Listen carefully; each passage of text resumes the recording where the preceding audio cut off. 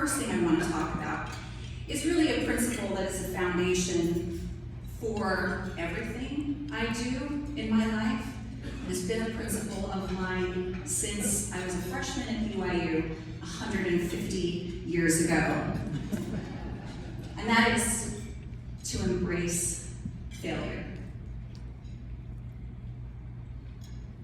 Fear has been one of the biggest personal challenges that I have had in my life. But learning to act with courage despite the fear I feel has made all the difference in my life.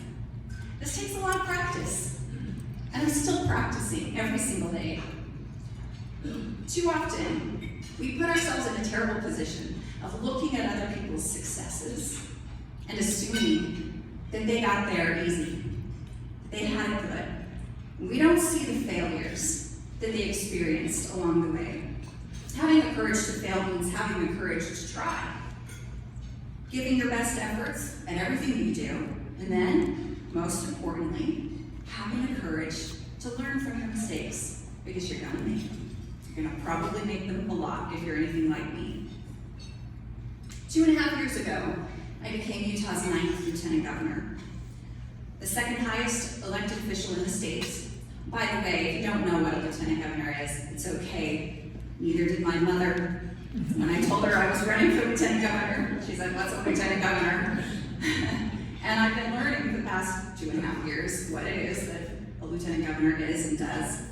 But I'm only the second woman in the state's history to be Lieutenant Governor. When I was a little girl, I was painfully insecure. I was incredibly shy. And I was afraid of a lot of things. In junior high, for some reason, I decided to run for 7th grade secretary. I don't know why I thought that was a good idea, but I did. I ran. My mother is an artist, and she drew my campaign posters. And they were pictures of a fluffy little rabbit, and it said, "Nobody would be better. Vote for Deidre, 7th grade secretary." But I was too shy, too embarrassed to campaign, too embarrassed to go to people and ask them to vote for me, too embarrassed to tell people why I would make a good 7th grade secretary. In fact, I was so afraid of this process that I actually hid in the girls' bathroom during the assembly where the winners were announced. It's probably not a big surprise, I didn't win.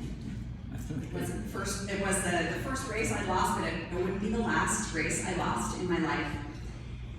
And as a 7th grader who was too shy to campaign, at the time it would have been implausible, probably improbable for me to ever consider that one day I would be an elected official, that I would be a state senator or be the Lieutenant Governor of the state of Utah. But what I learned from that failure is that courage comes in many forms.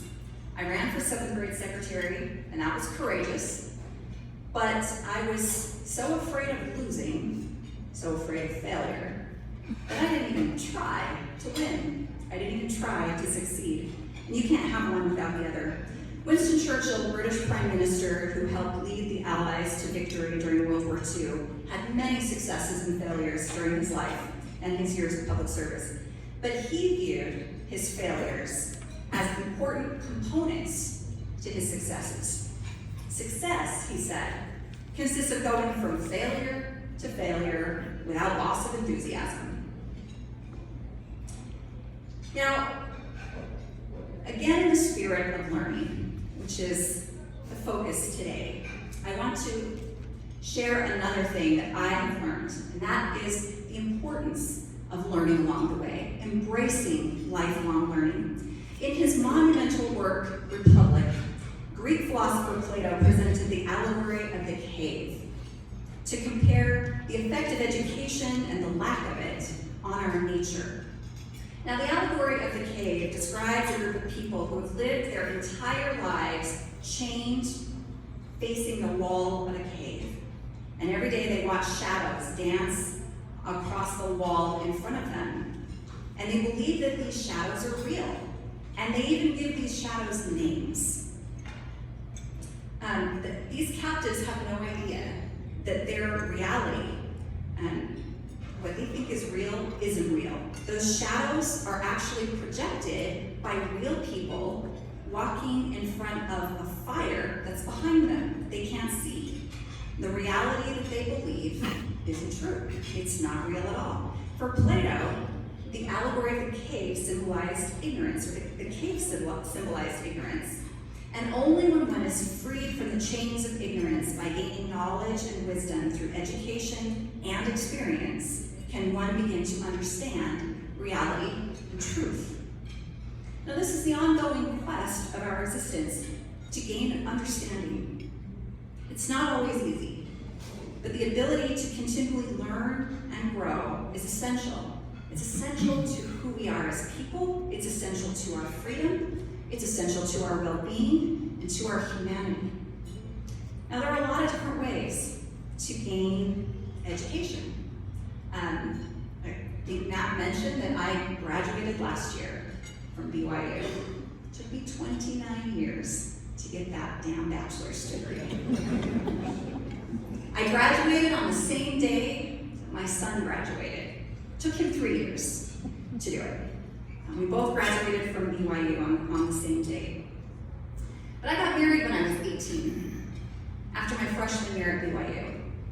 And I dropped out of school to work 2 jobs, to put my husband through physical therapy school. And then I had 5 babies in 8 years. By the time I was 28, I had my 5th baby. And spent 13 years pretty much only wiping noses and bottoms. And I loved it. But I also wanted to do a little bit more. When my youngest daughter started school, I was looking for a way to get more involved in the community, and I had no idea what that would look like. And I found myself volunteering for a congressional candidate. This was in 2008, making phone calls. And one thing led to another, and I became his political director. I worked an entire year for free because he didn't have enough money to pay people who knew what they were doing, so we got people like me who had no idea but would work for free. And I got some experience that way. Ended up running his political operation for several years out of my laundry room in Spanish Fork.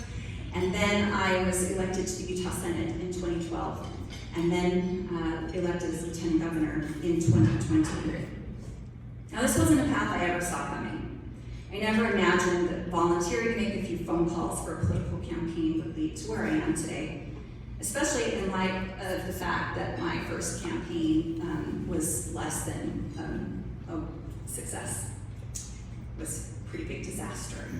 When I was elected to the Senate in 2012, I was immediately given the chairmanship of the Senate Revenue and Taxation Committee, which was the committee I wanted to be on. It was the committee I wanted to chair. And as soon as I was given that assignment, I was terrified because I didn't feel like I could qualify. I didn't feel like I knew what I was doing. I was the only woman on the committee. Other senators on that committee were men with deep understanding of tax law. One was an accountant, one was a tax attorney, the other one was a president of the Utah Taxpayers Association, and I was full of self-doubt. I felt inadequate for the assignment that I'd been given, but I knew that I could learn.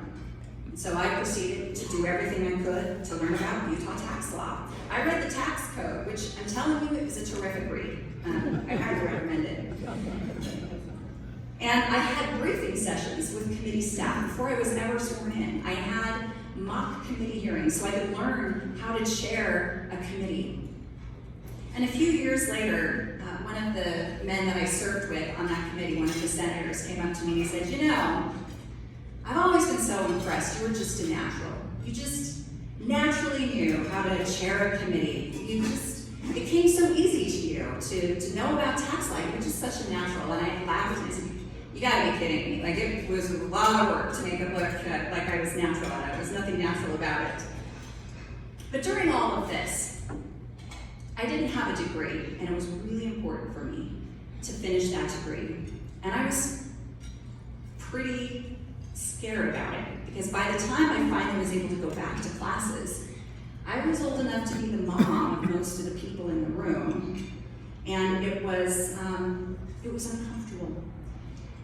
But I've learned over the years that another thing that I have to embrace is discomfort and challenge.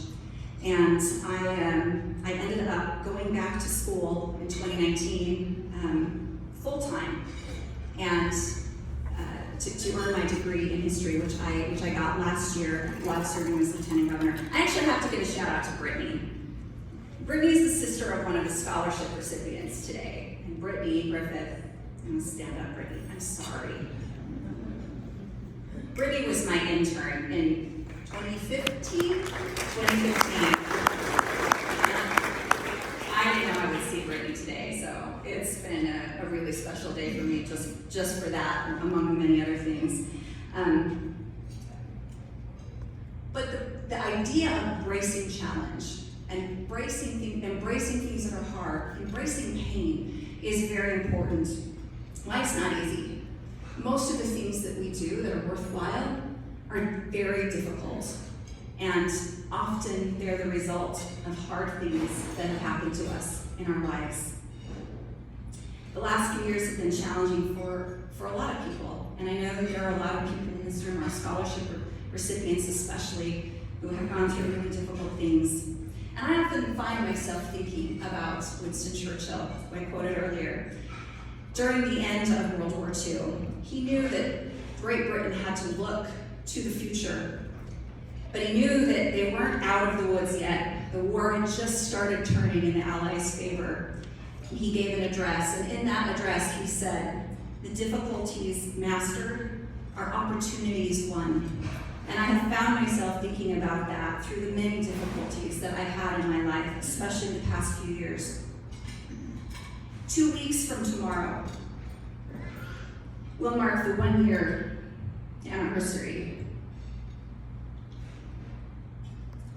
of the death of my cousin, Amanda Mee. Mandy was quite a lot younger than me, 12 years younger than me.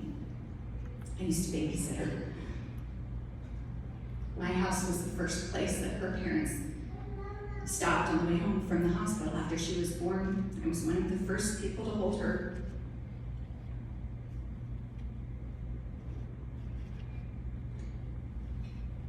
And on August 17th last year, while I was in my office at the Capitol,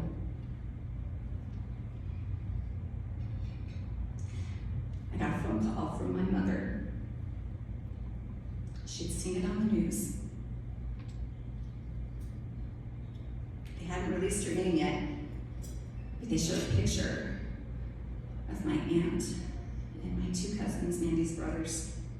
So we knew that the murder victim was Mandy. She had been stalked and ambushed and brutally shot by her ex-husband. This horrifying loss has been incredibly difficult for my family.